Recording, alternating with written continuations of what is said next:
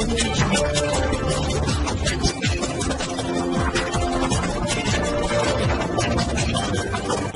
भारत, केवल खबरें और कुछ नहीं। नमस्कार, मैं हूं अंजलि। आरपी भारत में आपका स्वागत करती हूं। तो चलिए चलते हैं आज की किसी मुख्य खबर की ओर। प्रखंड क्षेत्र के सापचाला गांव में शनिवार को भव्य कलश यात्रा के साथ श्रीमद् भागवत कथा सप्ताह पारायण ज्ञान यज्ञ का शुभारंभ हुआ।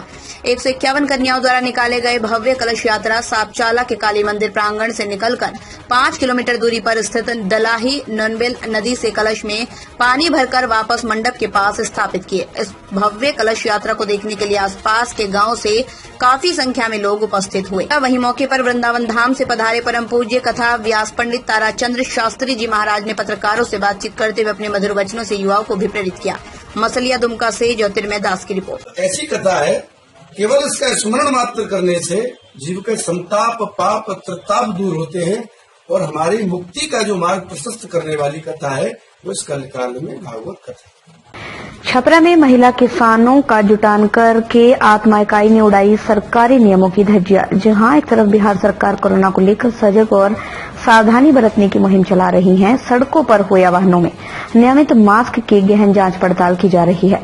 वहीं आत्मा की तरफ से आयोजित किसान मेले में मास्क और सोशल डिस्टेंसिंग को लेकर सरकारी नियमों को तार तार किया गया।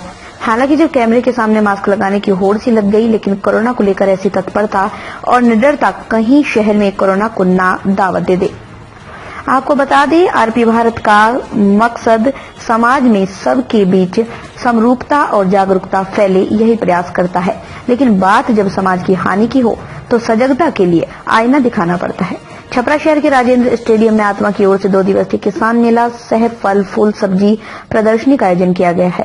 इस दौरान पूछे जाने पर कृषि पदाधिकारी कृष्ण कुमार वर्मा ने कहा, कोरोना गाइडलाइन का पालन किया जा रहा है। लोग मास्क और सैनिटाइजर का उपयोग कृषकों व मेलों में आए सभी लोगों द्वारा किया जा रहा है। जबकि कैमरे की नजर पड़ते ही सभी लोग फटाफट मास्क लगाने में लग गए। जबकि मंचासीन अधिकारी मंच के सामने टेंट के नीचे बैठे लोगों को स्वयं देख सकते हैं कि इस प्रकार बिहार सरकार द्वारा जारी गाइडलाइन को नजरअंदाज करते हुए आत्मा के इस कार्यक्रम में कोरोना को न्योता दिया जा रहा है। छपरा से सहयोगी रंजीत के साथ मनोरंजन पाठक की रिपोर्ट। बताइए कि ये क्या है, यहाँ क्या हो रहा है? ये एक प्रदर्शनी हो रहा है, किसान मेला लगा हुआ है। इसमें फल फूल और अभी कोरोना चल रहा है, मास्क नहीं लगाए हैं आप लोग भी, जबकि राज्य सरकार का निर्देश है। अभी जस्ट जो है हटाया गया है, साइड में रखा गया है मास्क। नहीं, आप यहाँ कार्यक्रम में बैठे हैं तो मास्क लगाना चाहिए। जी बिल्कुल मास्क। क्या नाम है आपका? मेरा नाम संजय गुप्ता। क्या है आप यहाँ डायरेक्टर है। मास्क किया हुआ है और वहाँ से मास्क नहीं, आप लोग मास्क को हाथ नहीं रखें, मास्क को लगाए रखें और पूरी दूरी पर बैठे। कुर्सी की कमी नहीं है और कुर्सी लगाया जाएगा। आप लोग स्टेज पे नहीं करें। मास्क नहीं लगाया है?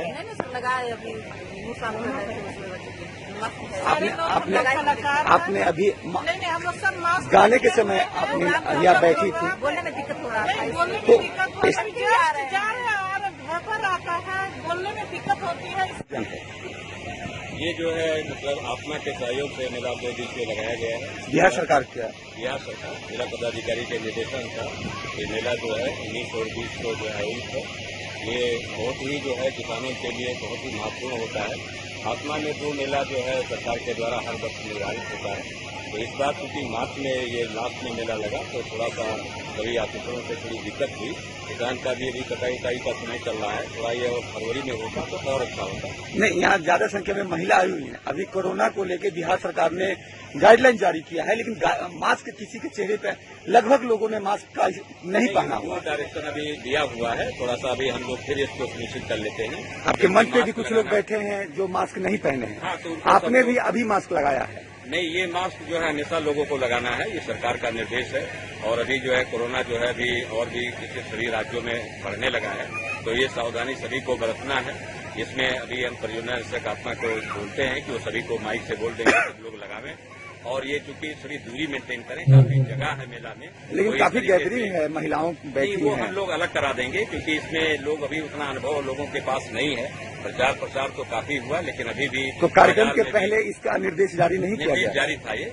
और यहाँ भी हम लोग सैनिटाइजर का व्यवस्था रखे हैं, मास्क भी रखे हुए हैं। क्या नाम है सर आपका? फल दिया गया है। क्या है कृषि पदाधिकारी कृष्ण कुमार वर्मा। मधुपुर विधानसभा उपचुनाव की घोषणा होते ही लोकतंत्र के इस महापर्व को सफलतापूर्वक अंजाम देने के लिए प्रशासनिक कवायद तेज हो गई। इस संदर्भ में विधानसभा उपचुनाव को ढंग से पारदर्शी भयमुक्त वातावरण में संपन्न कराने को लेकर पुलिस कप्तान अश्वनी कुमार सिन्हा द्वारा तमाम राजनीतिक दलों के प्रतिनिधियों के साथ मधुपुर थाना परिसर में एक बैठक का आयोजन किया गया। बैठक में जिला पुलिस कप्तान श्री सिन्हा ने चुनाव को लोकशाही का सबसे बड़ा पर्व बताते हुए इसे भय व कदाचार मुक्त वातावरण में निष्पक्ष ढंग से संपन्न कराने के लिए तमाम दलों के प्रतिनिधियों से अपने अपने लोकतांत्रिक दायित्वों के समुचित अनुपालन की अपील की। उन्होंने कहा, किसी भी प्रकार की अफवाहों पर ध्यान न दें। यदि किसी को किसी प्रकार की विसंगति का भान होता है, पता लगता है तो अविलंब पुलिस प्रशासन से संपर्क करें अथवा व्हाट्सएप पर सूचित करें। पुलिस सदैव तत्पर है। साथ ही होली शब बारात पर्व के मद्देनजर शांतिपूर्ण ढंग से मनवाने की बात कही। आज उन्होंने कहा, उपचुनाव शांतिपूर्ण निष्पक्ष कराया जाएगा, इसकी पूरी तैयारी कर ली गई है। आप राजनीतिक दलों से आग्रह है कि आप लोग भी प्रशासन का सहयोग करें ताकि चुनाव सफल ढंग से हो सके। मौके पर मधुपुर एसडीपीओ विनोद रवानी, देवघर साइबर डीएसपी नेहा बाला, मधुपुर इंस्पेक्टर सह थाना प्रभारी मनोज कुमार मल्लिक, अंचल पुलिस निरीक्षक रामदयाल मुंडा सहित राजनीतिक दलों के प्रतिनिधि मौजूद थे। मधुपुर से इम्तियाज अंसारी की रिपोर्ट। मधुपुर विधानसभा उपचुनाव की घोषणा हो चुकी है और 17 अप्रैल को मतदान किया जाना है। इसी के मद्देनजर ऑल पॉलिटिकल पार्टीज की मीटिंग इस थाना परिसर में बुलाई गई थी और सभी पॉलिटिकल पार्टी से यह जानने का प्रयास किया गया कि उनका कंसर्न क्या है, जिसका निराकरण पुलिस करे तो शांतिपूर्ण, स्वच्छ, निर्बाध और पारदर्शी रूप से मतदान संपन्न हो सके। कुछ एक कंसर्न लोगों के द्वारा सामने आई थी। एक कंसर्न था कि मतदान का जो पीरियड अभी से शुरू होता है, इसी के बीच में होली है और शबे बारात है, तो उस समय पुलिस को अतिरिक्त सतर्कता बरतनी होगी कि होली और शबे बारात के बीच में का जो पर्व है उसमें कोई अनटूवर्ड इंसिडेंट नहीं हो, जिससे कि हमारा चुनाव प्रक्रिया पे एक धब्बा लगे। तो यहाँ पर उपस्थित सभी पुलिस पदाधिकारियों को यह निर्देश दिया गया कि उस दिन विशेष सतर्कता बरतेंगे, विशेष पेट्रोलिंग करेंगे और इस आधार पे उनके बताए गए कंसर्न के आधार पे हम लोग अतिरिक्त बल की प्रतिनियुक्ति करके इन दोनों पर्व को सहज रूप से संपन्न हो, ऐसा हम लोग कोशिश करेंगे। चुनाव के संबंध में और जो कुछ बातें सामने आई है उनको नोट कर लिया गया है और उनका निराकरण करते हुए पुलिस बल की व्यवस्था और प्रशासन की व्यवस्था हो, ऐसा हम लोग करने के लिए सचेष्ट हैं। बक्सर एसडीएम एवं आबतौल निरीक्षक रोहित कुमार के नेतृत्व में जिले के प्रखंड स्तर पर 6 दिवसीय कांटा एवं बाट माप सत्यापन शिविर का आयोजन शुरू हो चुका है। बताते चले, शिविर के दौरान लाइसेंस धारकों के इलेक्ट्रॉनिक कांटे की जांचकरण के लाइसेंस आगामी वर्ष के लिए रिन्यू किए जाएंगे। मंडी परिसर में शिविर लगने से व्यापारियों को सुविधा होगी। बता दें, जिले के चौसा प्रखंड में कांटा एवं बाट माप सत्यापन शिविर का आयोजन करने के बाद माप तौल निरीक्षक रोहित कुमार ने कहा, व्यापारियों को प्रतिवर्ष इलेक्ट्रॉनिक कांटे का सत्यापन अवश्य कराना है, जिससे यहां सामान बेचने आने वाले कृषकों को घाटा न हो।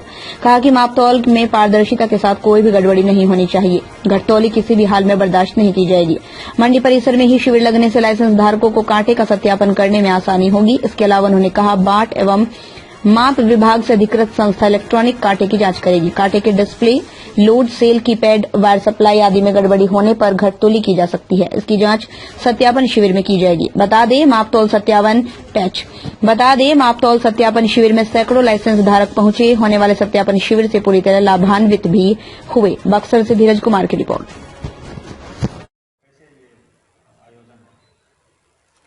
ये मापतौल विभाग की ओर से शिविर का आयोजन किया गया है।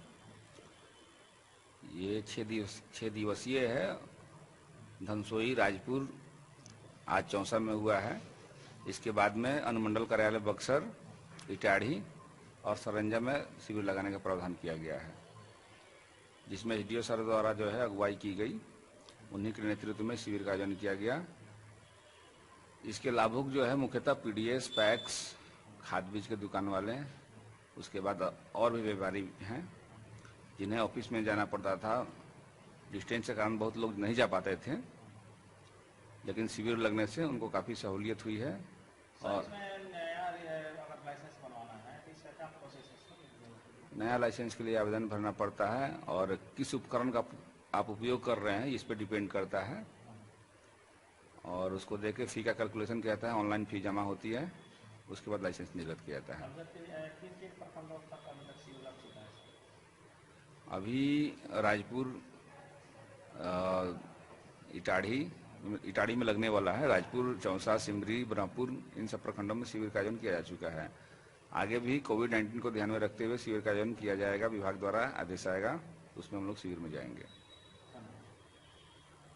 श्रीमान जो है आपूर्ति मापतौल निरीक्षक महोदय हमारे ब्लॉक तक आए और आकर के अपने हाथों से ही आवेदन का फॉर्म भरे और पैसा कितना किसका लगेगा वो विभाग के नियमानुसार जोड़े। तो बहुत सहूलियत हुई हम लोगों को। एक साथ जो है करीब 15-16 लोग आए हुए हैं यहाँ पर। तो अगर ये नहीं आते महाशय तो फिर हम लोगों को जाना पड़ता इनके कार्यालय तक, समय भी बर्बाद होता, पैसा भी लगता। तो सहूलियत हम लोगों को तो मिली और समय अनुसार हम लोगों का कागज भी इनके हाथों से जमा हुआ है। कुछ कागजों का जिसका चालान जमा हो गया था उसका रसीद भी श्रीमान मापतौल निरीक्षक महोदय द्वारा काटा गया है। चौसा प्रखंड चुनी पंचायत संजय प्रसाद जन वितरण विक्रेता। निरसा स्थित गुरदास चटर्जी भवन में शहीद कामरेड गुरदास चटर्जी के 71वां जन्मदिन के शुभ अवसर पर ब्लड डोनेशन कैंप का आयोजन किया गया है। इस मौके पर मुख्य अतिथि मुगमा एरिया जीएम विभाष चंद्र सिंह फीता काट कर उद्घाटन किया। वहीं उन्होंने बताया ब्लड डोनेशन कैंप से न केवल रक्त की कमी को दूर किया जा सकता है बल्कि मानव सेवा का सबसे बड़ा स्रोत है। किसी भी समय किसी व्यक्ति को ब्लड की कमी हो सकती है। वहीं दूसरी ओर पूर्व विधायक अरूप चटर्जी ने बताया स्वर्गीय गुरदास चटर्जी के 71वें जन्मदिन के अवसर पर निरसा स्थित गुरदास भवन में 1 दिवसीय ब्लड डोनेशन कैंप का आयोजन किया गया। साथ ही साथ कई जगहों पर सांस्कृतिक प्रोग्राम भी किए गए। इस कार्यक्रम में लगभग 50 ब्लड डोनेशनर ने ब्लड डोनेट किया। सभी के चेहरों में खुशी का माहौल साफ दिख रहा था। हो भी क्यों ना, जब एक ही इंसान दूसरे की मदद करता है वही सबसे बड़ी मानव सेवा है। इस मौके पर टूटन मुखर्जी, लखन सिंह, प्रभु सिंह, सपन गोराई, कृष्णा रजक, प्रदीप दास, दशरथ चंद्रा, मनोज सिंह, मणिशंकर सेन आदि उपस्थित रहे। निरसा से मलिक गोप की रिपोर्ट। रक्तदान शिविर एक बहुत ही भलाई का कार्यक्रम है और हम सभी जानते हैं ब्लड की कमी कभी भी किसी को पड़ सकती है और अगर ब्लड डोनेशन से कुछ ब्लड एकत्र होता है तो किसी के लिए भी ये फायदेमंद है और ये जान बचाने के काम में आता है।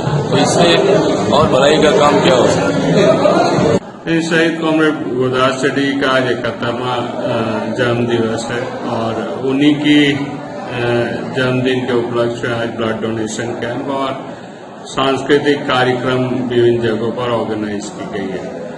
तो उसी के तहत यहाँ पर आज निरसा कार्यालय में करीब 50 लोग यहाँ ब्लड डोनेशन कर रहे हैं। बरहई कला किसी की मोहताज नहीं होती, सरस्वती अमीरी एवं गरीबी से विभेद नहीं करती। ये उक्ति बरसोत निवासी सोमवर साहब का 17 वर्षीय पुत्र जोगेंद्र पर 100% सटीक देखने को मिलती है। अपनी इसी उम्र में कैनवास पर किसी भी व्यक्ति का जीवन चित्र उतारने में इसकी महारत हासिल है। उन्होंने बताया गांव में भी कला की निखार आता है, जरूरत उसे सिर्फ ये सही मार्गदर्शन एवं मदद की है। विदित हो योगेंद्र के पिता एक गरीब किसान हैं। उसकी 4 बहनें हैं। 2020 में +2 उच्च विद्यालय बरही से उसने इंटर की परीक्षा पास की है, परंतु अर्थाभाव के कारण आगे की परीक्षा पढ़ाई जारी नहीं रख सका। उसे अपनी कला शिक्षा जारी रखने के लिए मदद की आवश्यकता है। इसके लिए स्थानीय स्वयंसेवी संस्थान, समाजसेवी या जनप्रतिनिधियों को मदद के लिए आगे आने की आवश्यकता है। बरही से अमित सोनी की रिपोर्ट। बनने चलेगा तो हम लोग करते हैं और रह गई बात बचपन से बहुत यहाँ घर से भी बोलता था नहीं लड़का बहुत ऐसा वैसा करता है। हम बोलने के हम सुझाव दिए इसको कि आपको जो इच्छा है, क्यों गार्जियन लोग बोलते हैं पैसा देने के बाद में कि पैसा कमी होता है ऐसा वैसा, तो हम यही बोले तो अपना काबिलियत से कुछ करके दिखाओ तब गार्जियन को कुछ एहसास हो कि भाई कुछ न कुछ करके दिखा रहा है। तो लड़का बहुत मेहनत किया है, परिश्रम किया है और अपना योगदान ही जो किया है, अपना पैकेट खर्चा, पैकेट मनी बचा करके जो काम किया है, अपना पैकेट मनी बचा करके ही किया है। और हम लोग यही थोड़ा मोड़ा सहयोग करते हैं। एकांत में डिस्टर्ब होता है, बच्चे लोग कुछ डिस्टर्ब करते हैं, यहाँ नहीं हो पाता है, तो इसके लिए एक अलग रूम दिए हैं कि आप शांति से सीखो और वो अपना रूम में शांति से ये हुआ, इस तरह में वो अपना काम को सफल बनाने में कामयाब हुआ। इसके लिए यहाँ का जो भी सदस्य है, अपना झारखंड राज्य के जितना भी सदस्य है, नाम सबको हमको जानकारी नहीं है, लेकिन विधायक हो गया, सांसद हो गया, प्रधानमंत्री हो गया, राज्य सरकार का जो भी जितना भी आदमी है, अगर लड़का में काबिलियत है तो आप लोग मीडिया के माध्यम से यही मैं ये विनती करता हूँ कि इस लड़का को आगे बढ़ाने के लिए सबका सब सहयोग करें और अच्छा भविष्य का कामना के साथ में मैं अपना अनुरोध गिराऊंगा। ये तो बहुत बचपन से कर रहा है। जैसे पहले तो जो परिस्थिति खराब था, तो धीरे धीरे मेरा परिस्थिति खराब के कारण से मतलब ये काम शुरू किया अपना धीरे धीरे, और कर रहा है इसे। हम तो कर नहीं पा रहे हैं उतना उसके पूरा पता है। मेंटेनेंस में खेती बाड़ी से कर रहे हैं, इसी कमाते हैं, मजदूरी करते हैं, चाहे खेती बाड़ी करते हैं, इसका मतलब थोड़ा थोड़ा फुर्ती करते जाते हैं। मांग करता आप लोग का सहयोग होगा तो इसको जो भी होगा, जो चाह रहा है वो इसको पूर्ति करने के लिए वो पूरा कीजिएगा। आप लोग का यही मांग है कि जो ये चाह रहा है वो आप लोग का सहयोग, विधायक है, बड़ी विधानसभा से जो भी है, लोग सहयोग करेगा तो मतलब अपना काम जो चाह रहा है वो पूरा हो। जोगेंद्र कुमार रुचि हुआ वो लगभग 9 साल से ही है। मतलब पेंटिंग तो बहुत बना चुके हैं, कॉपी भर भर के थक चुके हैं, और अभी तक तो मतलब कुछ दिनों से लॉकडाउन में मेरा बहुत फायदा हुआ कि घर पर ही बैठ कर के मैं ऑर्डर पिक बनाना शुरू किया हूँ, और इसी से मेरा जो भी होता है पेंसिल और जितना भी सामग्री है हम इसी से सब खरीदते हैं। बस मेरा ऑर्डर जो आता है उसी को पूरा करते हैं, और उससे जो पैसा आता है हम उसी से सब सामान खरीदते हैं और उसी से बनाते हैं। 200 से प्लस हो जाता है। अभी तो 4 घंटा लग जाता है एक फोटो में। बस आगे हम सोच रहे हैं कि अगर मुझमें काबिलियत है तो हम यही चाहते हैं कि जो भी है, विधायक है, संसद है, प्रधानमंत्री है, हमें मुख्यमंत्री हमें सहयोग करे, क्योंकि हम लोग आर्थिक स्थिति से बहुत गरीब है और हम लोगों के पास उतना अर्थव्यवस्था मजबूत नहीं जिसके कारण से हम लोग आगे जा सके।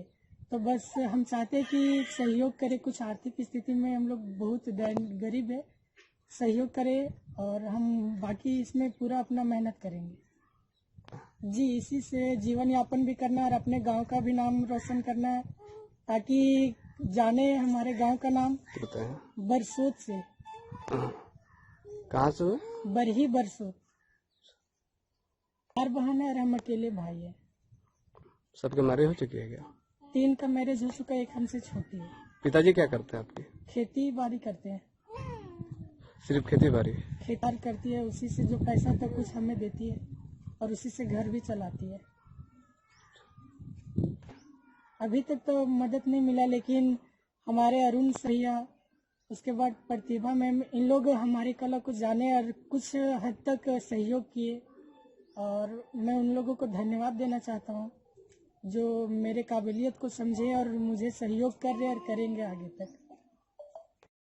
मशरक थाना परिसर में होली पर्व को शांति व सौहार्दपूर्ण वातावरण में संपन्न कराने को लेकर सीओ ललित कुमार सिंह की अध्यक्षता में शांति समिति की बैठक आयोजित की गई। इस अवसर पर थानाध्यक्ष राजेश कुमार के अलावा जिला पार्षद पुष्पा सिंह, उप प्रमुख साहब हुसैन उर्फ टुनटुन, मुखिया संघ अध्यक्ष पूर्वी मुखिया प्रतिनिधि अमर सिंह बहरोली, मुखिया अजीत सिंह, आर्मी कैंटीन संचालक रंजन कुमार सिंह, युवा समाज सेवी कुंदन सिंह, सोनौली मुखिया प्रत्याशी इम्तियाज खान उर्फ चुन्नू बाबू समेत प्रखंड के तमाम पंचायत और जनप्रतिनिधियों गणमान्य लोगों ने मुख्य रूप से भाग लिया।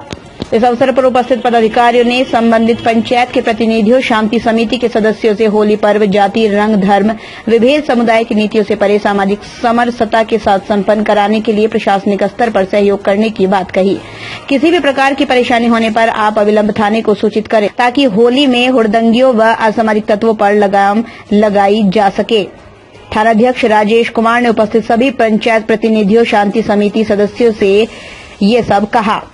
उन्होंने कहा, होली पर्व पर डीजे पर पूर्णतः पाबंदी है। अगर डीजे बजाते कोई पकड़े गए तो कानूनी कार्रवाई की जाएगी। सभी मामलों में जानकारी ले रहे हैं। राजेश कुमार ने कहा कि इस थाने में अभी वो नए हैं, आपका सहयोग रहेगा तो सब थाना क्षेत्र को सुरक्षित, शांतिपूर्ण रख सकते हैं। उन्होंने लोगों से अपील की कि पर्व को शांतिपूर्ण माहौल और भाईचारे के साथ मनाएं। उन्होंने कहा, पर्व के मद्देनजर शरारती तत्वों पर विशेष नजर रखी जाएगी। कोई भी जानकारी हो स्थानीय थाना प्रभारी व वरीय पदाधिकारी को सूचित करें। सोशल मीडिया पर गलत अफवाहें न फैलाएं। इस दौरान थाना प्रभारी ने सभी को अबीर लगाकर होली की शुभकामनाएं दी। मशरक से हरिकिशोर सिंह की रिपोर्ट।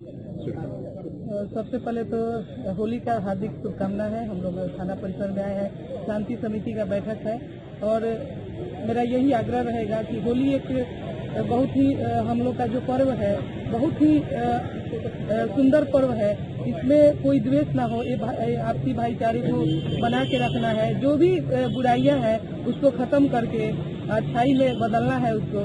और हमारे अंदर जो भी किसी के लिए द्वेष है, अगर झगड़ा है तो उसको निकाल के फेंकना है और एक दूसरे से गले मिलकर होली के पर्व को एकदम अच्छे से मनाना है। यही मेरा संदेश जाता है और एक बार फिर से होली के शुभकामनाएं आप सभी को, हार्दिक बधाई। शांति समिति की बैठक जो थाना परिसर में हुई होली और शब बारात के अवसर पे, इसमें आम लोगों को और जनप्रतिनिधि लोगों को बुलाया गया था ताकि उन लोगों के साथ संवाद करके और शांति से इस पर्व को निकाला जाए।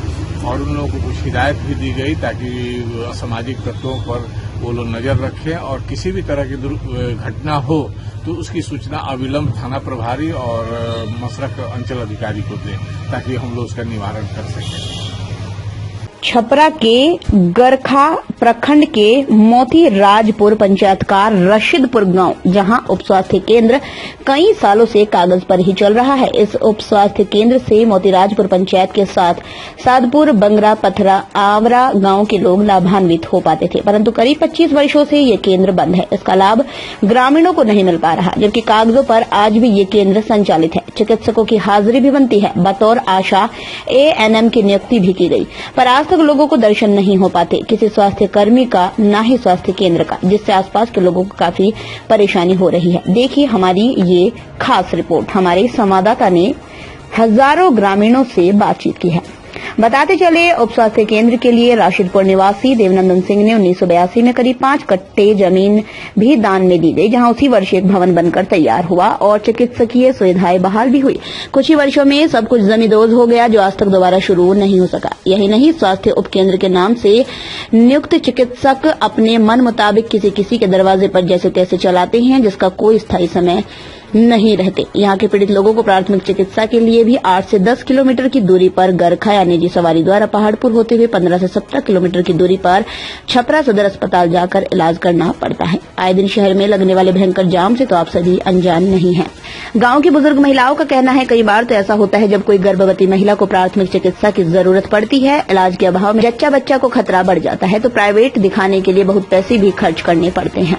वहीं अन्य ग्रामीणों की माने तो कई बार इसके लिए गांव के लोगों ने अपने स्तर से जनप्रतिनिधियों से लेकर प्रशासन का दरवाजा खटखटाया, परंतु कोई फायदा नहीं हुआ। बल्कि स्वास्थ्य केंद्र स्थल को ही कागजों पर दूसरी जगह कर दिया गया, पर भवन के अभाव में वहां भी वही हाल। चुनाव के समय प्रतिनिधि आते हैं, आश्वासन देकर वोट ले जाते हैं, फिर कोई हालात देखने भी नहीं आता। वही केंद्र के नाम पर नियुक्त स्वास्थ्य कर्मियों की बल्ले बल्ले, जो कागजों पर ही अस्पताल चलाते हैं। इस केंद्र के बारे में पूछे जाने पर नवनियुक्त सिविल सर्जन डॉक्टर जनार्दन प्रसाद कुमार ने बताया, अभी तो पूरे विभाग की सही से जानकारी उन्हें नहीं, कौन कौन कहां कार्यरत है। आपके माध्यम से मामला संज्ञान में आया है, इसकी जांच करने की आवश्यक कार्रवाई की जाएगी। वहीं केंद्र पर नियुक्त चिकित्सक का कहना है, वो उप स्वास्थ्य केंद्र के लिए यहां आए हैं, उन्हें अस्पताल, टीकाकरण, एक दिन मीटिंग के लिए भी बुलाया जाता है। वैसे भी राशिदपुर में कोई सुविधा भी नहीं है, खुले आसमान के नीचे किसी मरीज का इलाज करना संभव नहीं। छपरा से मनोरंजन पाठक की खास रिपोर्ट। धस गया है और यहाँ डॉक्टर भी नहीं आते हैं, लेकिन यहाँ के नाम पे तो डॉक्टर, हाँ, यहाँ के नाम पर डॉक्टर हैं, नर्स हैं। पहले ही तो सातपुर पंचायत रसीदपुर में था, अभी नया पंचायत मथुरापुर में ही हो गया है। और कभी काल मैंने जो पोलियो का जो है सो दवा पिलाना होता है तो नर्स। लेकिन ये खाली जमीन जो है ये क्या है? खाली जमीन हॉस्पिटल की जमीन है। पहले यहाँ हॉस्पिटल हुआ करता था? हाँ, पहले था हॉस्पिटल, बहुत दिन हॉस्पिटल था। तो ये टूटने के बाद फिर नहीं बना? टूटने के बाद नहीं बना। तो इसके बदले में और कहीं बना है पंचायत में? कहीं नहीं, इस पंचायत में कहीं नहीं है। कहीं नहीं है। क्या नाम है आपका? रविंदर सिंह। कि स्वास्थ्य केंद्र 82 में आपको बनाया गया, लेकिन अच्छा काम नहीं हुआ, जिसकी वजह से 10 बरस लमसम चला। उसके बाद जो है सो कि बिल्डिंग पस्त पर गया। उसके बाद जब बिल्डिंग गिर गया तो ये रोड बन रहा था, उसमें का ठेकेदार क्या किया कि ईंटा सब ले जाकर उसमें लगा दिया और कहा कि मैं टेंडर लेकर जो है सो कि हॉस्पिटल को बनाऊंगा, लेकिन वो ठेकेदार ऐसा किया नहीं। कितने बरस बीत गए? हमको उम्मीद है कि नहीं, ज्यादा हो गया, समझ लीजिए मोटा मोटी की नहीं 30 वर्ष हो गया। 30 वर्ष हो गया। तो यहाँ डॉक्टर इस अस्पताल के नाम पर हैं? इस सेंटर के नाम पे। लेकिन ये खास बात यह है कि जमीन जो है वो रसीदपुर में है, लेकिन ये स्वास्थ्य केंद्र जो चलता है वो सातपुर के नाम पे चलता है। अच्छा, तो कहीं है कि नहीं? ऐसा आपके बगल वाले पंचायत में भी है कि नहीं? ऐसा कोई बात नहीं है, यही स्वास्थ्य केंद्र है। दूसरी नंबर बात यह है कि उसके बाद हम लोग राजू प्रताप रूढ़ी, चाहे ज्ञानचंद माझी जो हमारे पहले विधायक थे, तो मुनेसर चौधरी, सभी लोगों से हम लोग कहकर थक गए हैं और ये स्वास्थ्य केंद्र जो है सो कि बन नहीं पाया। इस वजह से ये बोले हैं कि हम जो है सो कि बुला रहे हैं। प्राथमिक स्वास्थ्य केंद्र था पहले? कब से था? मैंने 80 में बना था। अच्छा, टूटा कब से? टूटा तो कहाँ चला, 5 साल में तो टूट कर बस गया। तब से ऐसे ही है? हाँ, सही रहा। तो आप लोग यहाँ के पंचायत में? हम लोग कंप्लेन किया, लेकिन कोई सुनने वाला नहीं। तो यहाँ इलाज के लिए आप लोग कहाँ जाते हैं? गरखा नहीं तो छपरा। मैंने आपके पंचायत में कोई स्वास्थ्य केंद्र नहीं है? कोई नहीं। लेकिन यहाँ डॉक्टर इस स्वास्थ्य केंद्र के नाम पर हैं? हाँ, डॉक्टर हैं, नर्स हैं, सब हैं। तो वो लोग आते हैं? नर्स उधर रहती है, कहाँ रहती है इसका कोई पता नहीं। क्या नाम है आपका? सुखदेव सिंह। यहाँ कुछ होले में दूर जाए के पड़ता, छपरा चाहे पटना चाहे कहीं हाजीपुर सगरो जाए के पड़ता है। यहाँ रही तो यहाँ इलाज चली। इलाज की कोनो व्यवस्था नहीं ना। कहाँ जाए लोग? हम तो छपरा देखावे नहीं, अगर बाद छपरा जब हार गए घर खा, तो अगर बाद पट्टा तार दिल्ली गए बनी। क्या नाम है? हमार माया देवी। लड़का पैदा लोग होता, चाहे तबीयत खराब होता बच्चा के चाहे सियाने के, तो जाए के दिक्कत हो जाता हो जाए। अब गरखा जाए, छपरा जाए तो गाड़ी खोजी, तो गाड़ी घोड़ा रही तबे न चाहिए आदमी, ना तो मरबे न करिए जा इलाज के अभाव में। इलाज का अभाव में। हाँ, अब गरीब बा तो वो कहाँ से लिए पैसा उतना जाए खातिर। अब जगह पैसा बस तो पैसा गरीब लेके जाये, जगह नहीं से कहाँ से जाये, दिक्कत हो न। चिकित्सा के लोग गरखा जाते हैं, लेकिन कभी कभी एएनएम चाहे कोई डॉक्टर भी लोग आते हैं, जो कि आपको ये आंगनबाड़ी केंद्र में लोग बैठते हैं। मतलब लेकिन जमीन खाली है? जमीन बिल्कुल खाली है। इसके नाम पर डॉक्टर हैं? इसके नाम पर डॉक्टर हैं, नर्स भी है। हाँ, काम इसके इस स्वास्थ्य केंद्र के नाम पे जो है सो कि डॉक्टर आते हैं, वो पेमेंट लोग लेते हैं सब। कैसे काम होता है? ये स्वास्थ्य केंद्र जो है हमारे रसीदपुर में जो स्वास्थ्य केंद्र है, वो बिल्डिंग तो बिल्कुल नहीं है, लेकिन डॉक्टर आते हैं, एएनएम लोग आते हैं, लेकिन केवल कागज पे ही काम हो रहा है।